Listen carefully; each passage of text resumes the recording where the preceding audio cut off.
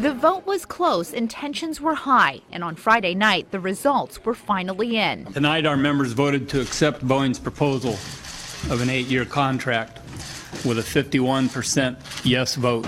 By a slim margin, union workers voted to approve Boeing's new contract. It guarantees the aerospace giant will build its newest jet, the 777X, at its plant in Washington state, where the company has been building aircraft for nearly a century.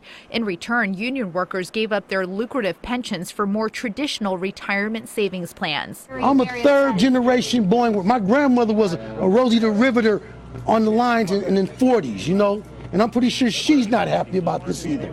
The narrow vote drew anger from some union workers who say they were bullied into accepting the cuts at a time when Boeing is making big money.